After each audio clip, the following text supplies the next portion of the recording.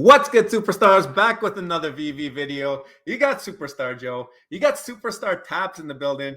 How's it going, Taps? I don't know if you know this intro, but I got to give you some punches. I know it. I know it.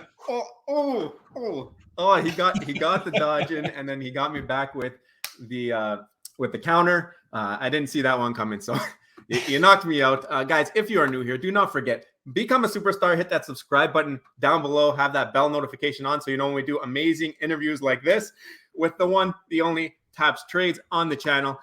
You can also join the VIP, $2.99 a month. You get a badge next to your name. We have spreadsheets to let you know if you should go for a drop, probabilities. That way it lets you know if you're sweeping the floor, how much money you might need to do that, and then what you could sell it at for some profits. And we got a bunch of other stuff. We do giveaways. We're naming a star after somebody in the universe at the end of the month. So that's some fun stuff that we do there. Shout out to all the VIPs who have helped us out on this journey so far. And there's all our socials, Twitter, Instagram, TikTok. On Twitter, you'll find our VeVe link. You can follow us there.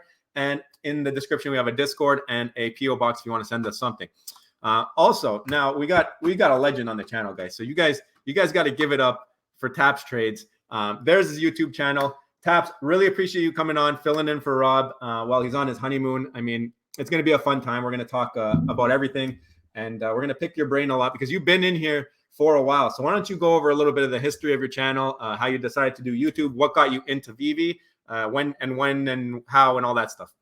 You know, I appreciate it, man. And of course, I know your intro. I love how you guys come in and come out. I think I love the channel. I love what you guys have been doing. I definitely like the way you guys approach your content. And yeah, while Rob's out, I love that you've been having like a host of different people on. So again, love the content. But yeah, you know, I appreciate you having me on. It's pretty crazy to think that it's now been over a year and a half that I started the channel. And so when I first started the channel, like I did like 2 stock videos, and then I went right into crypto, like what I'd like to talk about, which was, that's pretty much why I started my channel. Was I had this stock group that I created for like friends and family through Discord, and I was managing it. And I kept talking about crypto and NFTs, and they were just like, yeah, bro, like no one cares because it was before the bull market. Right. So, you know, everyone was like, oh, maybe like you need another community. And that's what inspired me. Actually, as my girlfriend, and actually now my fiance, who I unveiled, she actually came with me out to Decon. Congratulations. Thank you. Who inspired me to, you know, she's like, you need a broader community because all you do is talk about crypto and NFTs, and I have no idea what you're talking about. So I took a shot at creating content, and yeah, that was a year and a half ago now. And I devoted, you know, a long time towards it, and definitely need to get back into the rhythm of what I was doing and manage everything else I do. But yeah, it's been a wild ride, and I'm just absolutely stoked to see the community that has grown, like to meet everyone, whether it's in person or just, you know, via virtual, and then just to have strong conversations like people like yourselves who have, you know, been inspired and created their own channels and produce really, really solid content. Yeah, cool. So yeah, did you start YouTube? You started YouTube around the same time that you joined VeVe, or was it YouTube before VeVe? So it was, I joined, I think I first bought Omi like February like 12th, 13th of 2021. Wow. And I think I started my channel right around there, not covering VeVe yet. And then I bought like my first VeVe collectibles, which was a reso, February 19th. And then I think I did my first VeVe video like March 12th, sometime around there, like right when I was one of the early ones. And like back then there was only a handful of people who were doing content. And then after that, like people started popping up, and like now we have like the staples who've been around for a long time. Yeah, and you mentioned that you were talking the heads off of all your family and friends about NFT and cryptos in the, I guess, bear market before the last bull run.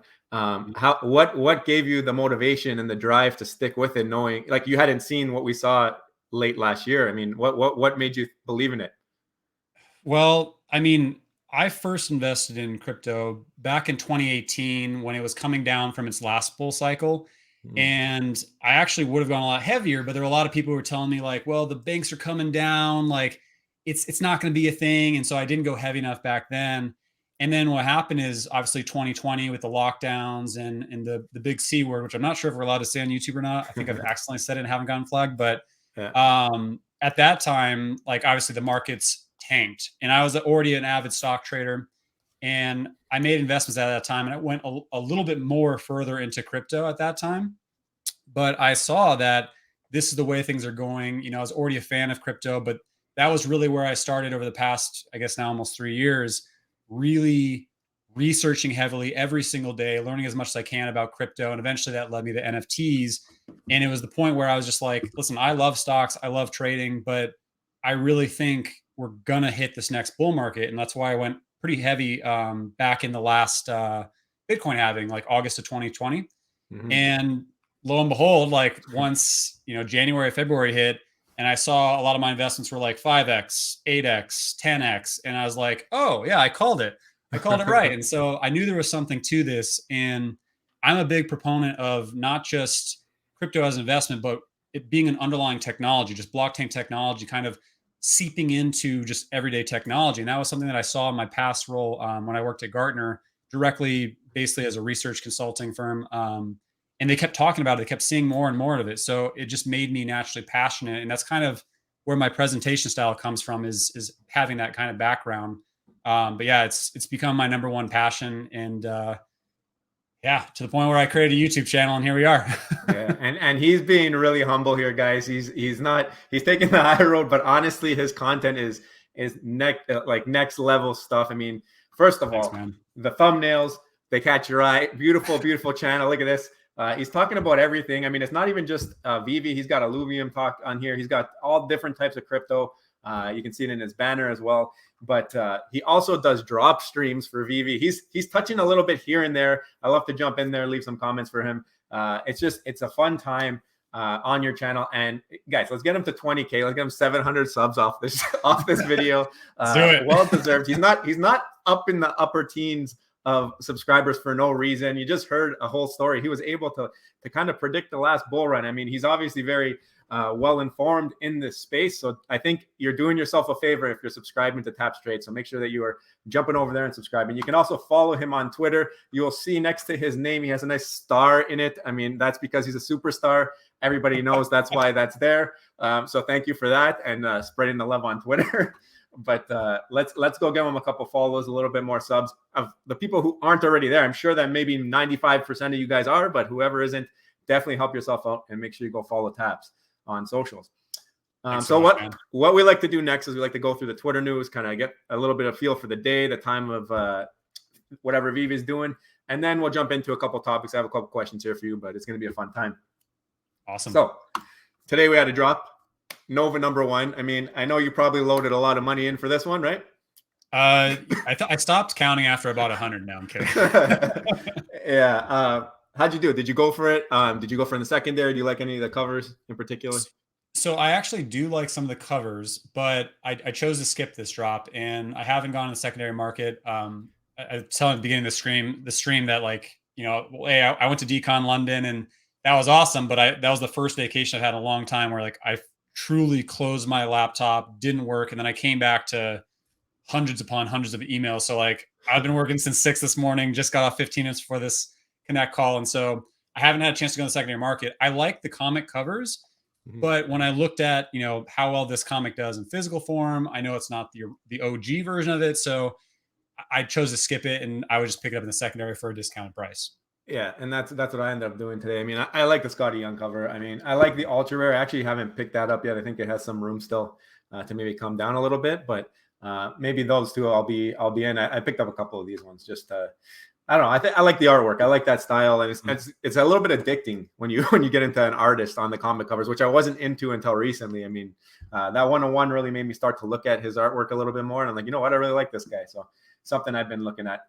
Yeah, and these like attractive comic covers too. Like, obviously, it's been a million times question of, hey, when comics in showroom, right? Yeah. But I look at these kind of comics, like, what's going to look well, like solid in a display case, or what's going to look good in my VeVe home whenever the VeVeverse comes, right? So, you know, that's the piece that I think about when I'm thinking, okay, maybe this comic isn't a grail, but at the same time, is it attractive enough that I want to put in my showroom once we have that capability? Yeah, there's different layers with VeVe. That's the thing that people don't really notice in advance. Everybody's comparing to real life, but the whole thing about this new space is that it's new. So we don't know where things are going to go and what's going to stand out in the future. I mean, you're getting into one of my questions that's going to come up. I think you're gonna like it, but we'll get to that in just a second. I just want to go through the VeVe or our Twitter that we posted because there's a bunch of stuff that was happening. We'll get into that. That's coming up as well. But I don't know if you saw this. VeVe Magic posted something that she got from Disneyland. It's like some key, and it's got some AR capabilities when you scan it with your phone. So I mean, you were talking about it a little bit earlier. You mentioned that you were seeing it everywhere in your job or whatever. Now we're seeing it in theme parks. Like, look at that. That's ridiculous. You can look at your theme park ticket. It almost reminds me of that Disney Plus film that they came out with that comes out of the TV. Did you see that? Remembering? Yeah. So, I mean, that's what we're seeing though, right? Is there's so many overlaps that we're seeing, not only just mixed with Disney, which is like our premier partner, but that's the way the entire space is going. That's how digital collectibles are going. That's how like almost the use case for NFTs is they need to evolve to be broader. Otherwise they're going to die out, right? Whether it's a metaverse, AR functionality, a large community, which, hey, we're going to have all three, right? And like, this is the piece too, that it does make me excited. We saw it with the wristbands as well. Like there's haptic technology, which ties directly in. So while you're watching the fireworks, you can feel it actually like vibrate and move directly with the actual display. And it's little things like this that we see Disney, our premier brand partner, leaning into AR even further, right? And like, this isn't the first time they've done AR, but the big thing, and actually I did all the research, I was about to do a video on it. I had it all built out on Sunday, and then I ended up not putting it out. But I'm happy because there's so many content creators that it's going to get covered. And I saw Kyle Wilson did a video on it, and it's about how Niantic just made a partnership with Marvel, right? Which who owns Marvel? Disney. And so we're starting to see more and more overlap of, okay, maybe it was speculation last year, but how much of that speculation has come true? And now we're seeing Disney lean more in. We're seeing Marvel lean more in. And when it comes to AR, when it comes to a community, and then also the ability to evolve what they're already making money doing through VeVe, it's a no-brainer to me. Yeah, and they're also leaders in the entertainment industry. These guys, if you go to Orlando, you know that you've got Disney World, but you've also got Universal Studios there, and they go back and forth all the time. They're looking at what each other are doing. Disney came out with fast passes. Universal came out with like speed line or whatever they call it. I mean, these guys, they look at what each other are doing, and when Disney's doing something like this, you got to expect. And we do have Universal as well on VeVe, but maybe in a lesser capacity for now. But you got to expect that as these things come out, it's just going to trickle into the environment because these bigger companies look at these huge mega Python companies and they learn from them. So Absolutely. This was fun. I saw this. Mr. Gene Mellon posted Marvel Mighty's future utility, and it's a chessboard. I mean, we had Reese on. We were asking them some questions. I know. We chatted a little bit when we were trying to prepare for that, just to see what to expect. But we did ask him, like we hinted at the Marvel Mighties, kind of asking, is anything existing on the app going to be gamified, or is it going to be something else that we can expect in the future? And he said total speculation, but like to change the skins of those or the skeletons of the Marvel Mighty. He didn't say Marvel Mighties, but previous collectibles. He said it's a really difficult and intensive task. And then we recently had the Quid CEO on, and we were talking with him about ownership and utility moving forward. And he mentioned something about mint to play, where a collectible can act as a key. So when you take it into your wallet, you'll have an option of either wholly, like completely owning it, which with the collectibles, because they're larger file sizes, might be a little bit difficult. So you might get the receipt and then the actual files are with VeVe and their servers. But then there's mint to play, where you can take the receipt and that receipt acts as a key. And if, for example, Quid is partnered with Sandbox, I think, if they have an avatar in there of Steve Rogers and you own a Steve Rogers collectible on VeVe and you put it into your wallet, your receipt, you go into the Sandbox and now you can run around to Steve Rogers. That could be like that type of mint to play. So I thought that was awesome. And the first thing I thought of, how can we do this with VeVe? And I went back to when we spoke with Reese, and he said, he didn't really say it, but he's like, we can't really change what they got there, but it doesn't mean that there's not going to be any involvement with gamification. Yeah. And first of all, I mean, I think you guys heard it. And then also I pinged you guys on Twitter, but again, like, round of applause on that interview. You guys crushed it. With Reese. But yeah, I think it's been a running speculation for quite some time, right? Is like, there's something to these Mighties. You know, we've also talked about the potential, like Chaosium, like they look like they're specifically built almost to be chess pieces almost. Yeah. So, I mean, I think it makes a lot of sense. Like, I'm constantly trying to wrap my head around, okay, they've said that they're not going to do away with showrooms, even when we have our VeVe homes with the VeVeverse, right? So they're going to have these two almost like separate kind of ways to interact with VeVe. And so I'm wondering if like mini games and things like that in terms of gamification are going to actually come in the VeVe app in order to keep people coming into the app separate from just the VeVeverse, which most likely people will be doing on web version, right? So Yeah. I'm wondering little things like that myself. I think the fact that you are able to even think that there could be both options, where it could be on VeVe or user created experiences or company created experiences, the fact that we're talking about all of these different options, I think is biggest bullish sign of them all, is that it doesn't have to come from VeVe. Like VeVe can focus on what they got to do. If they decide to bring in these mini games, it's great, keep people on the app. But if they allow some type of interoperability with keys or whatever you call it, and Disney comes out with a metaverse, and now if you own one of these guys, you can go there and play as them in whatever game. I mean, that's what I'm loving here. And even like people like us can come up with ideas. Like we've seen Fiches already, but like other people in the community can come up with ideas and then lean on OMI, lean on VeVe collectibles, because we've seen that ecomi and VeVe have been willing to partner with community-based projects, which is kind of awesome. Yeah, and that's the thing is, when I really think of where VeVe is, and they've already said, I mean, they've said a lot of things, right? And there's still a lot of things that we're waiting on that have been said time and time again. But when I really think of the scope of VeVe, it is almost like they're building a franchise, right? Like that they're really looking at, they've talked about potential acquisitions in the future.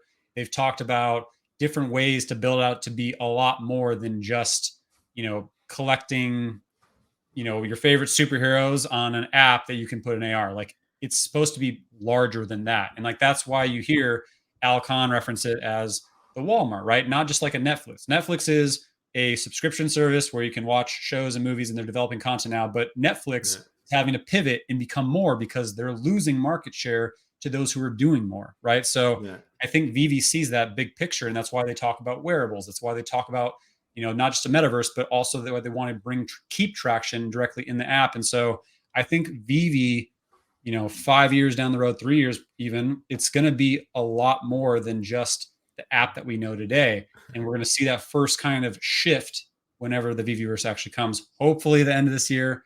I know when we were at DCon, like we're like, oh yeah, it's coming. But yeah, we'll see. So yeah. I like what you just mentioned there. I mean, even for VeVeverse, I think like if what we expect initially, I think we talked about this in the space. Actually, I was in the same space as you once, and I think we expect like the same thing initially. Maybe people can just like you send them a link or you send them a QR or something, and they can jump in your showroom and look around. At least you don't have to, like, you can show off that way, right? Like a little bit of flexing, and then eventually we get into the bigger case scenarios. So that's going to be fun. I mean, I can't wait for whenever they do decide to move into the VeVeverse. Just even the social side, right? Like we have a killer community. And even while we're in a bear market, like you look at just how much interactions are on Twitter and Telegram and all the different facets that are a community through VeVe. And then being in person, I mean, it was absolutely insane. Like I think it was 2 or 3 times the X amount of people that they thought were going to show up. And it was an absolute blast. And so we're all engaging via other forms of social media, right? With our friends who we haven't quite met in person yet. And some of these people I know or talk to more often than my own friends I've known for a decade, right? So it's pretty crazy when you enable all of us to actually communicate through a platform that's owned through VeVe and simplify that. It's going to catch like wildfire, right? It's just going to make it so easy. Like, hey, here's my referral link, or hey, check out VeVe, come into this community. Because I think when it comes down to it, like we all want to be a part of something. And we've all found that in the past, year and a half, 2 years, however long you've been a part of VeVe. And it's infectious, right? And it's addicting. So I really look forward to seeing just how they couple all that together between all the different products that they'll have.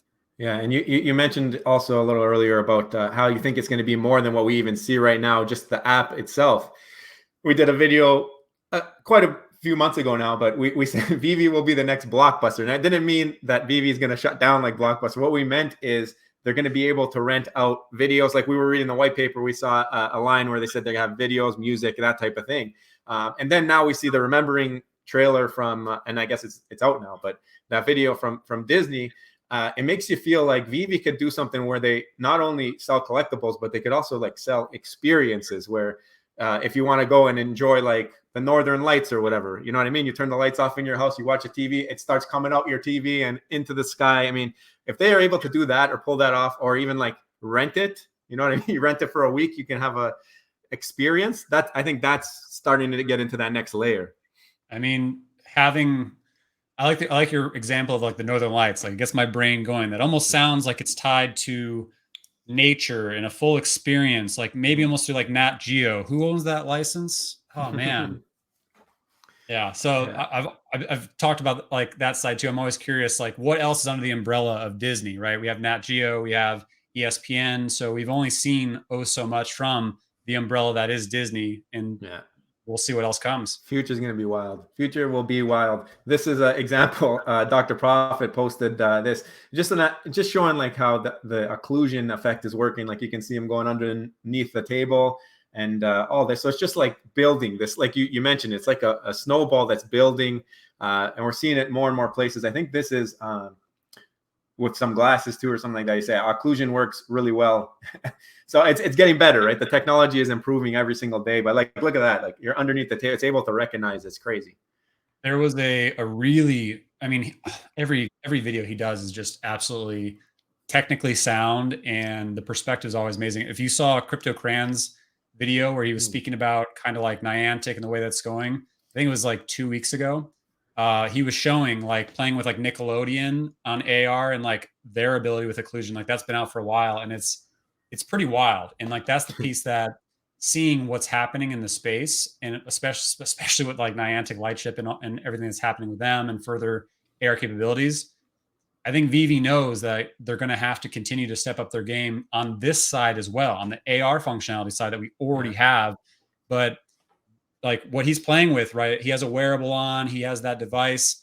And I think, and CryptoCran speaks to this, and I think wearables are exciting and they're awesome and you get to interact, but you have to interact in the sanctity of your own home, right? Yeah. And I think where we're going with it is when you actually can have, you know, glasses that look like sunglasses, or just like that tightened, you know, the Apple glasses and everything else they've talked about, where it's actually affordable and not, you know, $2,400 to $3,000. Yeah. I think that's the way that the world's going, where there's an overlay of the AR functionality in the real world where you can interact and do things in person, right? And like that's the way Pokemon Go went to start. But I don't think we're ever going to lose that functionality with the phone, because you're constantly attached to your device. And so I think if they marry the two, that's how they're going to continue to step up, and they're going to outshine everyone else in the NFT world.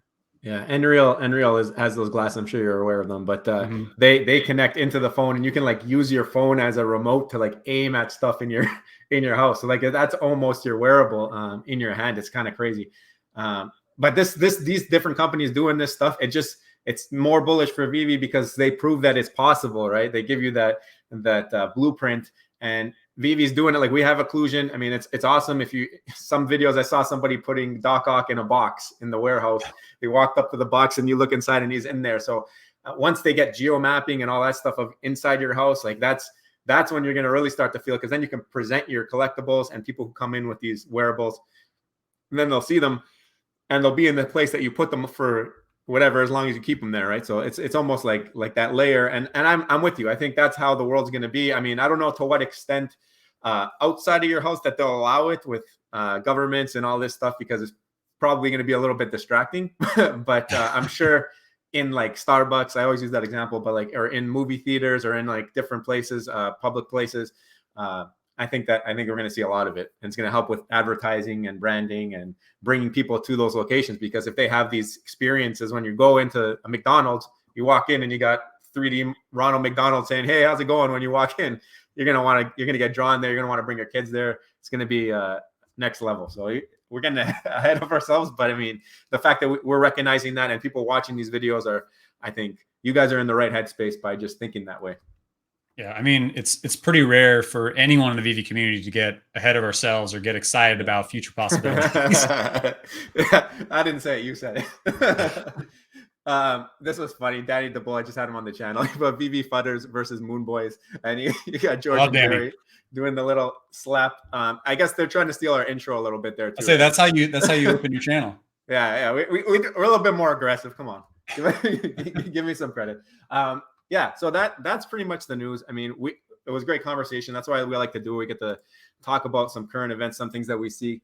So now I'm just gonna hop into the questions. I have a user submitted I guess it's a fellow VeVe or ecomi friend of the channel. I was asking him, like, what should I ask Taps tonight? And the question was, Halloween's coming up, right? I mean, we know you like to stay fit. Are you like, what do you think about candy that you give out at Halloween? Do you think a bunch of mini size candies that, like, you know, those Costco packs you can buy, or are you like king size bar, give one out? Do you want to be that house everybody talks about? What do you think? Which is the way you would go? Man, so what's funny is, like, where my house is, I'm in a super hidden spot. So, like, we get not a lot of trick-or-treaters. So I've bought, like, the first time we moved in, like that Halloween years ago, like, I bought a ton of candy and I was like, all right, let's get it. And, like, I dressed up to give candy and all that. And I think we got like 15 trick-or-treaters. So I ended up just, you know, like, oh, I guess I have to eat all this candy now. But I think in an ideal, what I'd like to do is I would have a mix of both. I would have the king size, and I'd have like the little bites, like the crackles and the Mr. Good bars and all those, like, that they come in the, like, that bag. And then I almost want to come and see, like, all right, what's your costume? And then if it's like, I love it. if it's, you know, something casual, you know, here you go. Here's like Mr. Good bars and crackles. But if they come all decked out, like if you've got like a princess with the wand and the wings and all that, like the fairy princess, be like, boom, here's a full size Snickers. Yeah. If you have like a full zombie and he's got blood and all this stuff, like, boom, here's your king size, right? So I almost like, if I'm gonna sit at home and not be like a Halloween party, and since I don't have kids, I can't trick or treat myself. Yeah. Then I got to have some fun with it, right? I love it. No, I love it. I mean, the thing that gets me is if there's leftover candy, then I'm not, like you mentioned, you're the one who has to eat it, right? And how can I go with moderation when I got king size bars sitting there? If I have a little Kit Kat, I can have one little Kit Kat and I can play the game that way. I mean, but I like the answer, and I might have to go buy a little bit of bigger chocolate bars to reward those people. It's like a OUP program for Halloween, right? So, but then what happens if like 3 show up to the door? Is it almost like it's a bad comparison? Is it almost like, you know, when you see the competitive dog shows where they have them all up, and then you're like, all right, third, second, first, and so you give them like, and you get a king size bar, and then you have, can't do that. They'll know for next time. They'll know for next time. Yeah, but you're right. I mean, you know, it's funny. I think whoever comes together has got to get the same thing. But I'm with you. I like that. That's a great answer. So you mentioned a little bit about how you went to DCon London. We've seen you. You went to a couple of the other cons. You've mentioned them before on some of your other streams. Why have you decided to go take that step? And also, have you noticed, I guess, once you started going to cons that involve VeVe, have you noticed growth in the amount of people that have been showing up to these cons, or is it like, how do you compare them? Let's do it that way.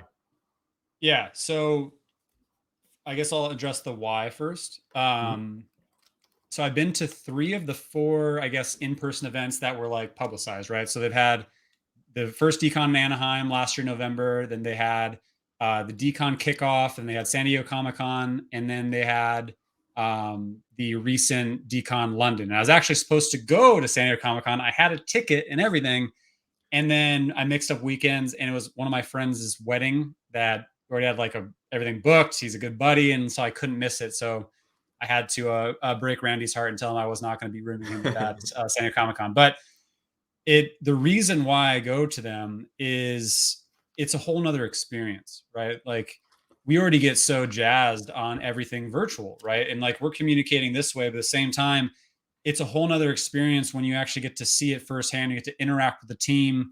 I've told everyone, and of course I can't say anything, but you really get some strong alpha and some things that shouldn't or can't be reiterated when you're having conversations over a few drinks when there's a bunch of people over, right? And definitely some people who I think were a little bit more vocal, like in Twitter before who then went to a con, they were much more reassured after some of those conversations. And so is that piece. And then it really is just crazy to actually meet people that I've known for like a year and a half, like almost 2 years. Like I just met Hello K for the first time in person at Decon London.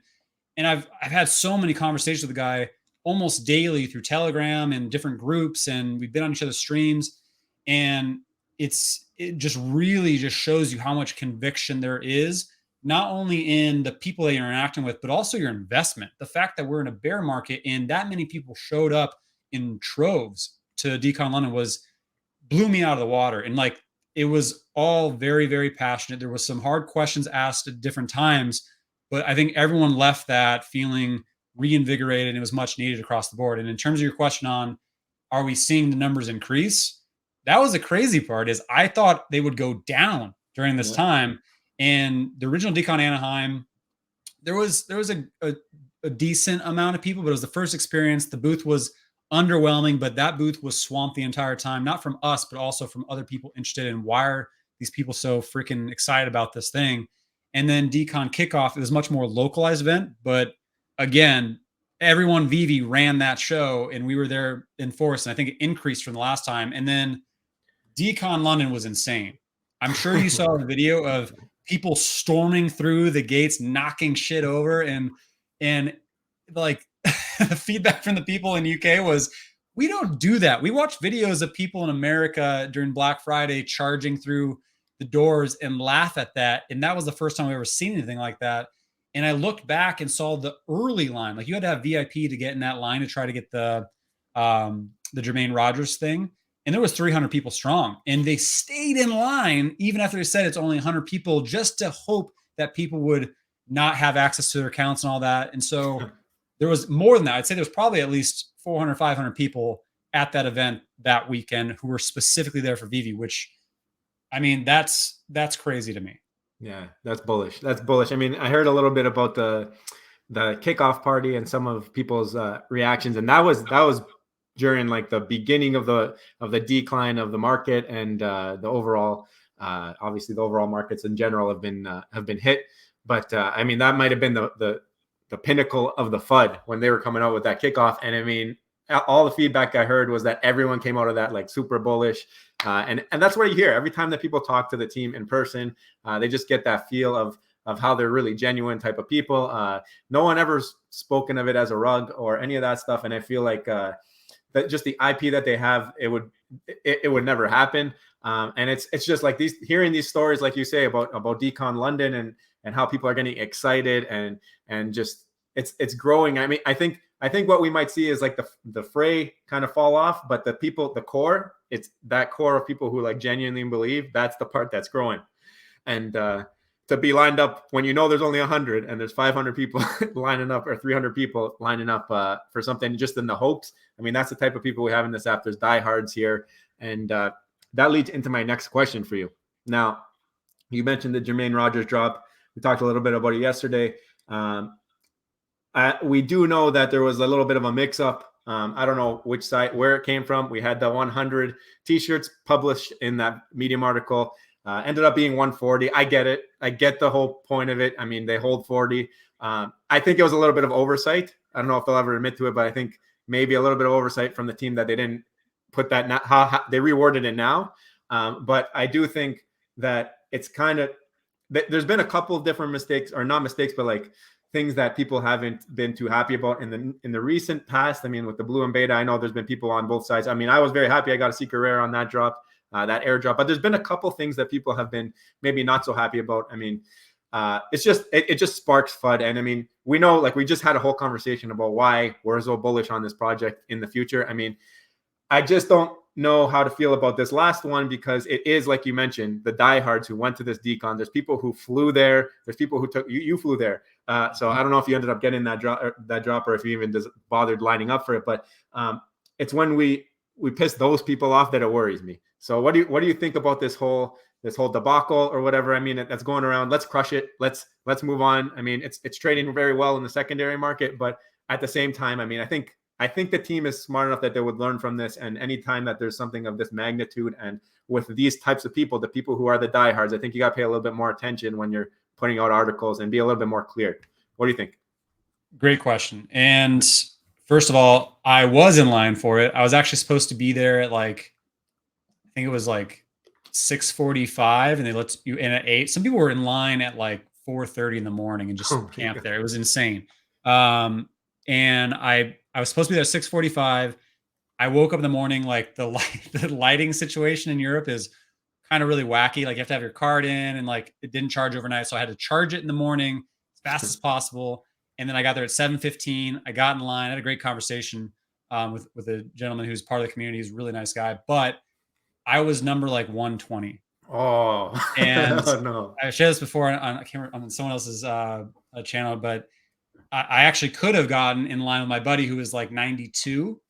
And I was like, I can't do that, man. Like that's because then if I was pretty sure, I was like, I have to be over 100, but I'm going to try. And because that would just screw one person, even though, yeah, I was there. I waited in line. I would love to have gotten it, but it's not worth it. Like that would suck for that number 101 person because I chose to skip the line. That's shitty. So yeah, didn't get it. But to your point, to your question, should people be frustrated about it? Yes, they should.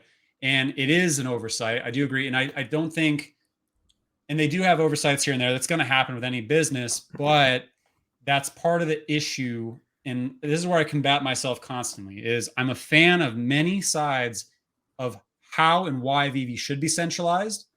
But I do really, really need some actual, like it actually to be a true NFT in terms of interoperability and have the ability, like once you send it and once there's a set supply, this is it, right? So the oversight is when you look at when they create these things, right? They have to give X amount to the people who are involved, the artists, like, you know, they give those first 40 or the first 90 in some scenarios.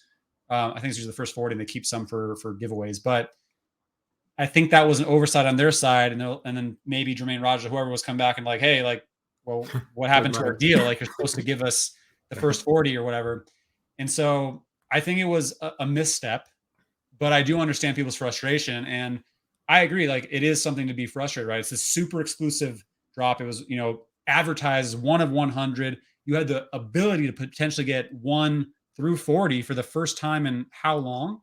And then it gets taken away, it gets changed, right? And that is definitely an oversight and a frustration that I think, you know, mistakes happen, but at the same time, people should be a little bit mad about that. Yeah, I think there's ways that they can kind of curb people's pain. I mean, I know there's a lot of people on Twitter or whatever saying like, oh, stop being babies. You can sell it for $9.50. But if there was less of them, or if you could have a sub 100, I mean, you could probably sell it for a little bit more than that. So there is that difference. Like Taps talked about the line, how you had to wait in it. Now, were you part of that bull rush at all, or were you ahead of that? I did rush in, but that first bull rush was probably like the first 60 people. Oh. And like they opened the doors and then you see everyone who was in this nice, neat line just ant swarm in. And so when I saw people run, I was like, oh man, here we go. So I was in the last part, but by then like security like stepped in. They're like yelling at us, like, calm down. But yeah, I hopped in line. Did you know where you were going, or did it just like where you were let in and you got to figure out after you got in there? I followed the beeline around and to the booth. Yeah. So yeah. I got in line, just was a little too late, unfortunately. Yeah. So I was mentioning like maybe there's ways that they can do the community right. I mean, they've done it in the past with other issues where they've made some missteps. Like I think it was the golden skateboards or whatever. They came out with a second version, secret rare. Maybe they do something like that where they reward with something else, an airdrop or a promo code to be able to buy a drop that's a little bit more profound. I think now that they have these types of options where you can actually use promo codes, I think that there's ways that VeVe can come around if they choose to do it right. But if they don't, I mean, hopefully they learn from this and going forward on any other things, because I think they're doing a phygital again in Anaheim, if I heard Alex right on something. I mean, I'm sure that one's going to say in circulation, or the number that's there will include the 40, and there won't be any questions. I mean, I could just imagine I'm that guy who opens my box and I got like number 125. I'm like, what? What happened? Like I got gypped. Yep. that's the thing, is they've corrected it in the past, right? There's been Yeah. quite a few drops in the past. I think of like the Ultraman and other ones where people, were supposed to reserve one and then something happened and they didn't, and then they end up getting gifted something, right? So Yeah. I think they could make it right, but then again, they've done that several times in the past. So Yeah. it could be one of those things where it's like, hey, this was a mistake. We'll fix it on the next one, or they could, comp us in some way, but we'll see, right? Yeah. Okay. So now completely changing the subject.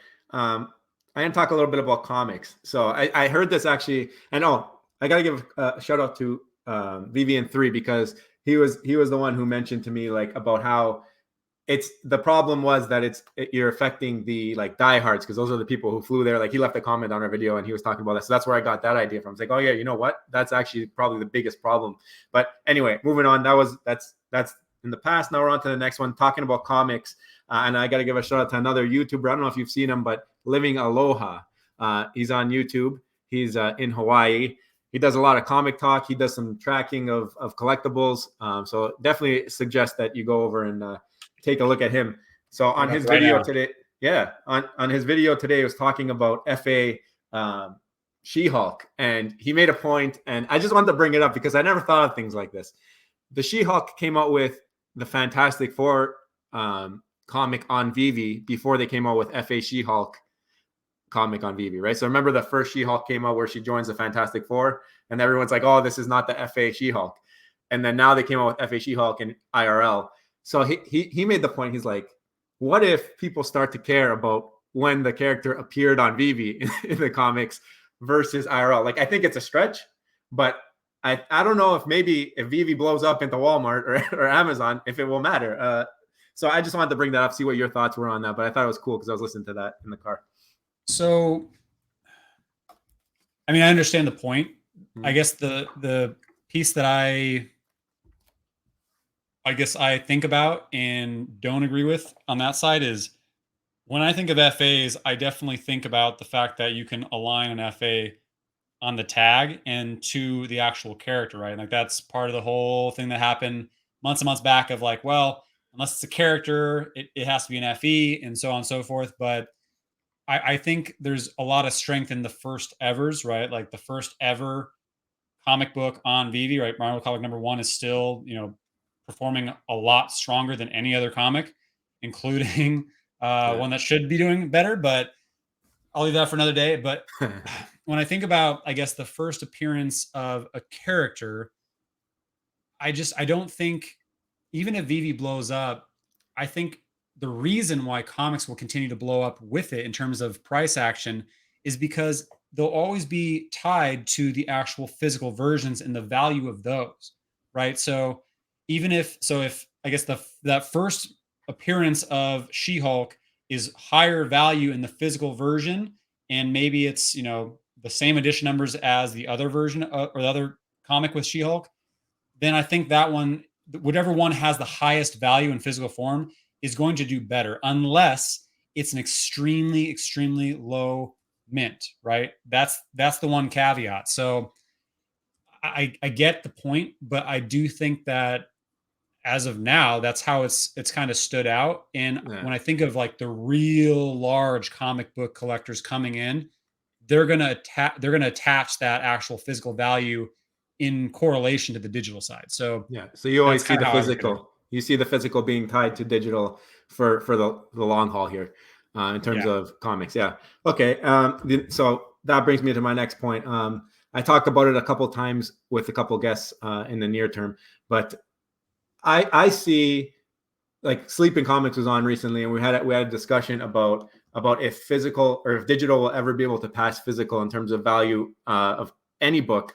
And I brought up the point of what if they drop exclusives on VeVe, where Marvel comes out with a storyline that's a book that drops on VeVe, and you can open that book, and you open the book and it's animated, or something pops out of that book. I mean, now that might be your biggest draw to comic book collectors, because I know there's comic book collectors spent a lot of money to get their physical collections.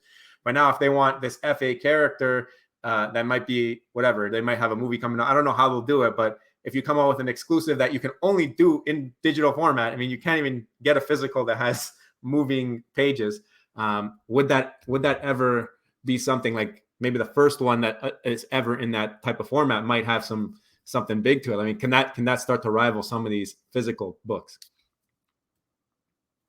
That's a tough question. I mean, so I think it has potential, but I think when it comes to comics, and definitely, I mean, I almost bring this back to Sleepin' if you end up watching the Sleepin', and Sleepin's awesome. All the comic gurus in our space are just absolute savages. Yeah. But I think there's something just like, I mean, that's part of the VeVe app is like in this nostalgia, right? Like that's part of the buying process, part of the collecting process. There's something tangible to the actual feel, even if you can't touch it, if it's in that casing, right? In the fact that it's a comic from like 1952 or 1963, right? And I think that will never escape that group. And so they can make something absolutely incredible digitally. But do I think a digital comic on VeVe could ever be worth like $1 million, $2 million and competitive to its counterpart? I don't know. I don't really think so, just because again, there's something to that side of it can be destroyed, it can be lost, it can be, it's that physical version. And I think that's also the same way with like I don't have a Pokemon card with me, but like with cards, right? So I think that there's something to that too. I have speculated multiple times that I think the first time we'll actually see Pokemon will be the Pokemon cards coming to VeVe through multiple different reasons I've covered. But same thing is like if you get, the GOAT, Charizard Pokemon card on VeVe, will it be multi-million dollars versus the physical version? I don't think so, unless it's literally a 1 of 1 or a 10 of 10 or 100 of 100. Like maybe then, and then it has that added functionality, like you said, either has the ability to like be like a pop-up book, or it has some in-life utility tied to it. Like they would really need to structure it to be, okay, you're a absolute comic book, savant, and you've collected for years. How am I going to, I guess, make you want to spend $1 million on this digital comic versus you go and buy another 9.8, whatever Grail comic physical that you could. Yeah. And I think that's the piece to consider. Yeah, I like that. I mean, physical, there's more risk. It could degrade, you could get lost. Here, you're kind of safer. That kind of takes down the value, I feel like. I think you're right. But you just opened my eyes up for Pokemon if that comes. I mean, imagine you put the card down on the table and then Charizard pops up in the air and he's like, and then you can like battle someone else who has another. Think about that. You don't even need like the game anymore. You can play the trading card game in AR. That'd be crazy. I want like a Yu-Gi-Oh hand deck and like throw my card down, it pops up. And yeah, that'd be wild. That'd be crazy. I mean, we've seen a bunch of like interoperability with physical and digital.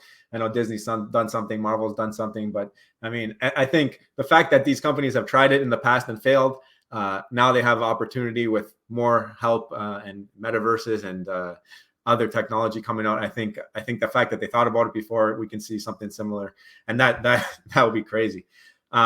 Okay, yesterday Reese was on Spaces. I forget the name of the guy, Collective Shift or something like that. And he talked a little bit. He didn't really get into it too much, but he talked a little bit about OUP, and he mentioned something about silver and gold tickets. I don't know if you heard any of that. If you saw any of the buzz today on Twitter, what do you think about that? How do you see this playing out? So if you've heard it. Enlighten me. I saw that there was that talk, and usually I'm in them or I listen. Yeah, I've been absolutely swamped. And again, I worked all day today. So I saw like Randy put out a video speak about OUP and how some of it was kind of leaked, but I'm fresh ears right now. I'll probably go listen to after this. Please, I'll tell you what I heard. I mean, I was filming when they were doing that space. I had it lined up. Obviously, like we've lined it up for a while now, but from what I've gathered, it's that there might be a gold, silver, and bronze tier. I don't know if you have to stake a certain amount to be in each tier, and then you get tickets. Like you mentioned something about getting like gold, silver tickets, and the bronze might be free. I don't know. This is what I'm getting from Twitter, and I think it might be used for like some type of raffle system, almost similar to like MCP, but I don't know how that would be involved. So I don't know. Just the fact that you talked about it, I guess. What are your thoughts? And do you have big expectations for OUP? And then I guess I'm going to lean into my next question just because it's related.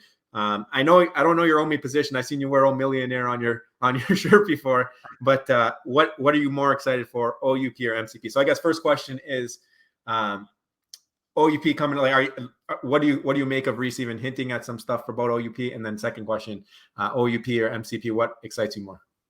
So I mean, that's really interesting to hear the side about the tickets, and definitely going to be listening to that here soon. And so when I think about what gets me excited, and I do have a very strong position of OMI. I'm not a Randy Chavez, but I got a pretty healthy amount. OMI has been slept on for so long, right? I mean, it still doesn't have utility, and like the ability to actually stake and having those different tiers that just empowers the VeVe collectors, I think that's going to create definitely some uplift. And on top of that, they've already said like they want to maximize, I guess, what environment we're in, right? Like that's why they haven't come out with exchanges yet. They don't want to do it while we're in an economic turmoil, and everything under the sun is saying it's going to go even lower. So there's a lot of kind of clout to that. But I'm very excited about OUP. I think MCP is exciting, and I think it'll be really exciting initially. I think some people will buy up collectibles in order to compete, especially some of the larger whales, and also just other people who want to have some of that clout on that side. But I think it'll become almost like a norm, right? Where we all have it, we all have the ability to see our rankings, and then it just becomes kind of like, okay, now we have it, which has happened with several other catalysts. OUP, there's different elements that are tied to how much you stake, and how much you stake can fluctuate if they keep it the same way, tied to dollar figures, depending on what kind of market we're in, right? And so people will actually buy more OMI. If you see, oh man, I'm only like $1,000 away for being in the next tier, I'm gonna buy more OMI, right? And then how many people are gonna think like that? How many people are gonna then go, oh, like I need to get this specific drop or have even the option to compete for that. I'm going to throw an extra however much money to get this next tier.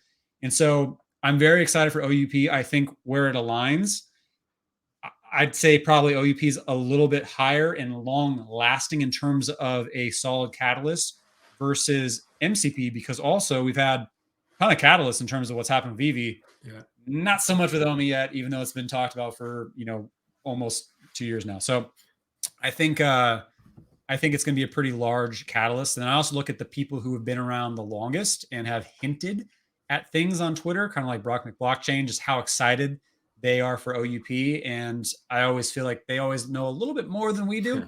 And that's why I'm so gung-ho about it. And I do think the fact that Reese is giving more information because they've kept it so close to the chest means that hopefully we'll have it here.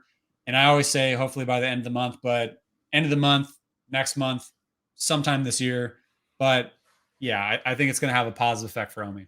Yeah, I think I like that the OUP kind of is tied to both the crypto space and to the VeVe.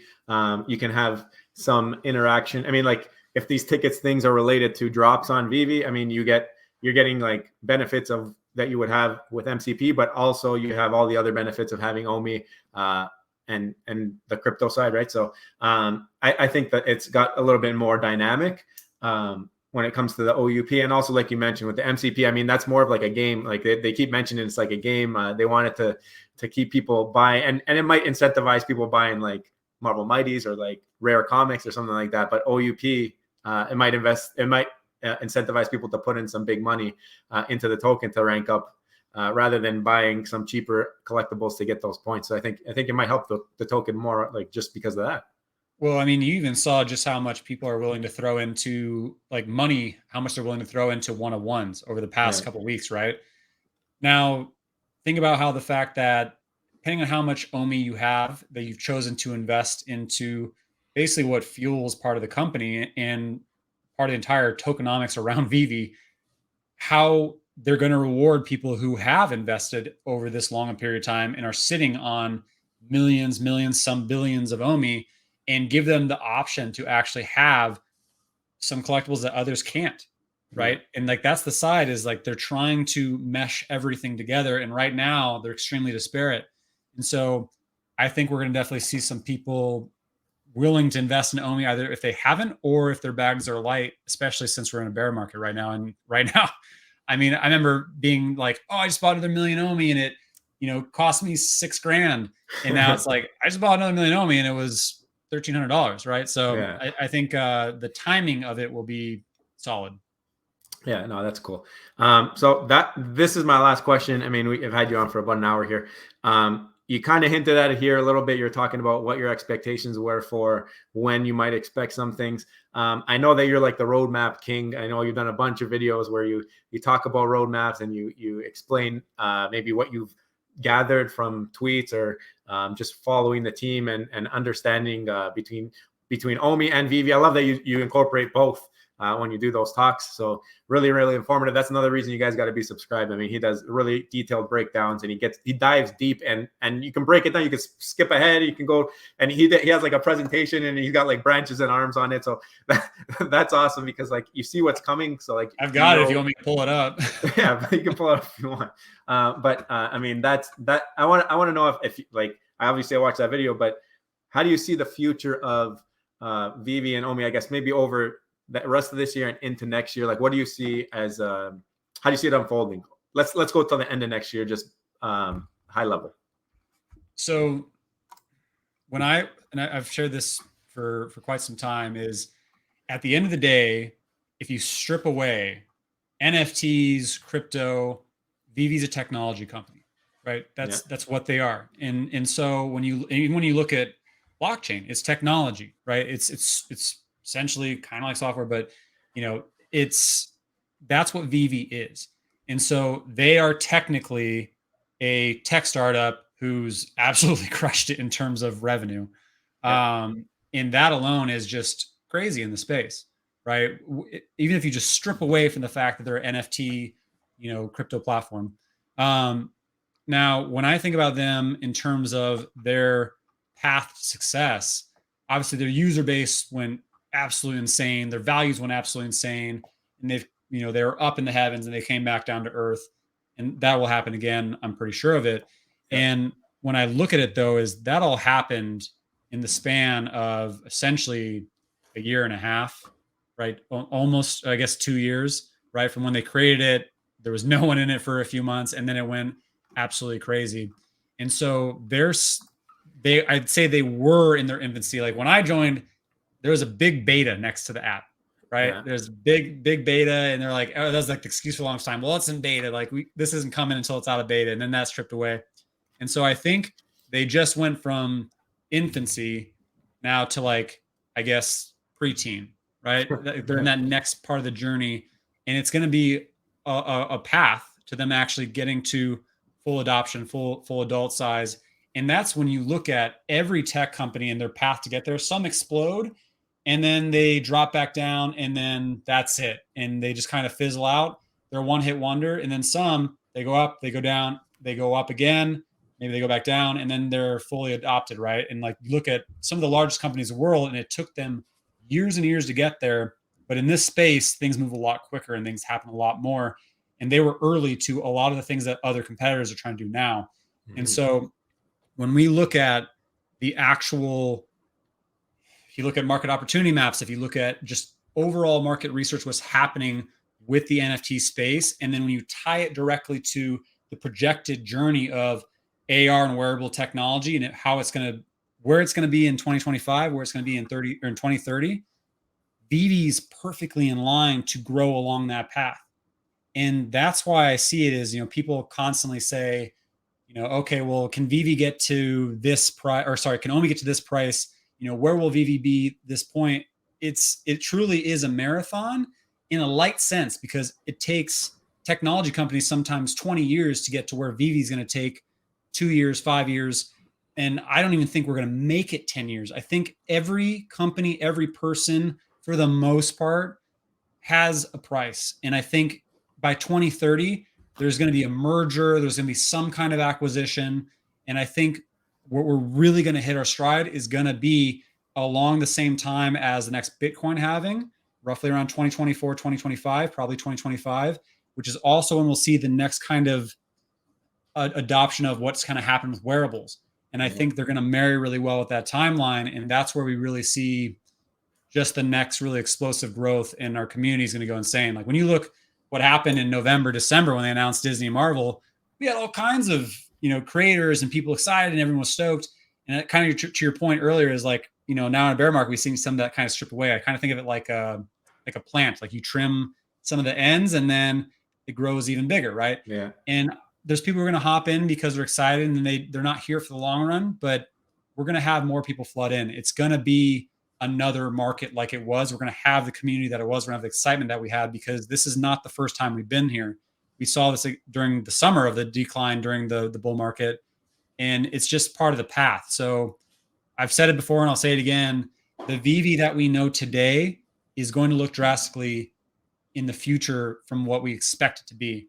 And that's why I stay invested. That's why I haven't sold any OMI. That's why I'm still here, still talking about it, still conversating with you guys, and still supporting the community, because it truly is one of the strongest technology companies I've ever experienced. And I've worked directly with technology companies who pray for this kind of success in this ability. So I truly am bullish long term. But again, if it's a marathon, 3 years to have some of the financial freedom that you can have and be a part of this and be a part of the community and experience, that's not a marathon in the long term in terms of technology. So I truly think we're in it for a great ride, and really not a long ride when you look at the broader space. No, sorry, long answer. But I love it. I love that answer. I mean, I love the analogy with the plant and all that. I mean, that was one of the most intriguing questions for me coming into this, was because I know that you had been to all the in-person, or most of the in-person events. I wanted to see kind of how they've changed over time, or like how you saw them, the amount of people there increase or decrease or whatnot. And the fact that you said that at DCon London during this time, you saw the most excitement out of any of these other events.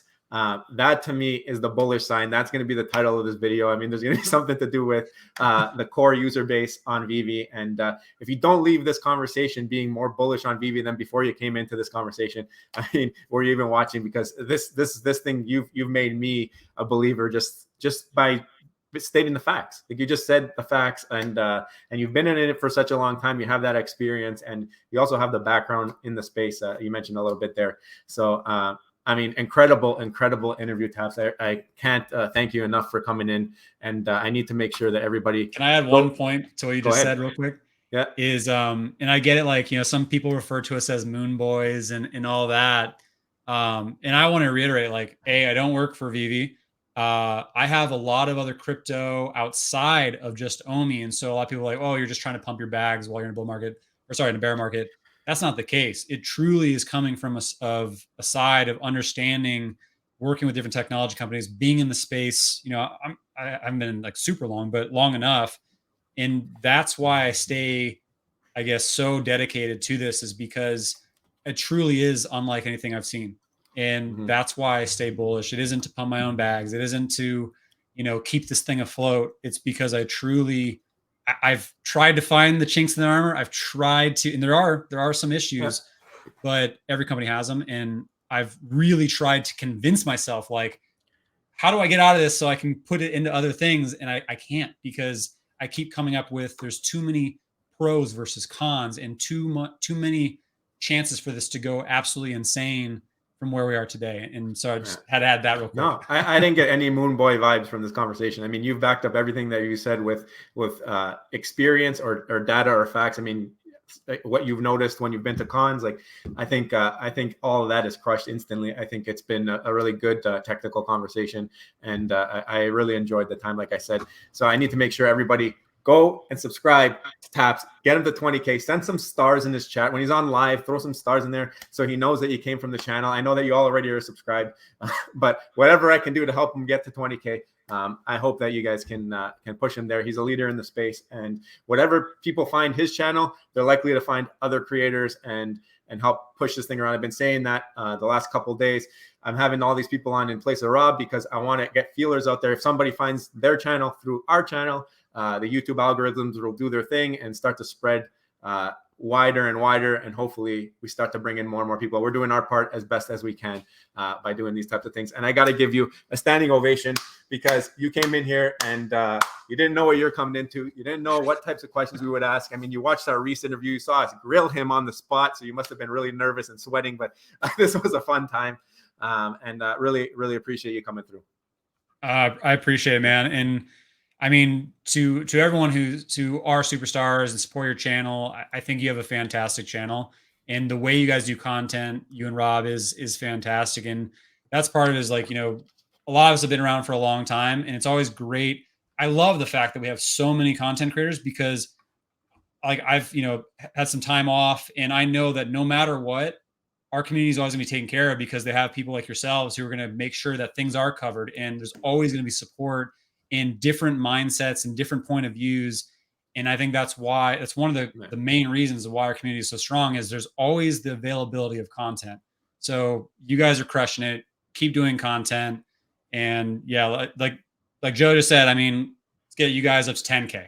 I think it's going to be a short window, but let's get there before end of year. Let's get it going. Yeah, I mean, once the next wave of VeVe, I think, as we see a pump here, I think it's going to do wonders for all the creators. Everybody who's been on this channel, they're going to start to get recognition. They've been putting in the work, making the content, and I think the fact that we all work together and we all boost, like everybody's come on the channel. I mean, nobody said no. Everybody is working together to spread the word, and that's the best part about the community. Like Tap said, if you haven't already, become a superstar. Hit the subscribe button down below and see who we box with tomorrow. I got a couple of people lined up, and then I go on holidays. So what's going to happen when Rob comes back, I don't know. We'll see. But please subscribe. Also, you can also join the VIP for $2.99 a month. And we will see you tomorrow. I love you. Bye.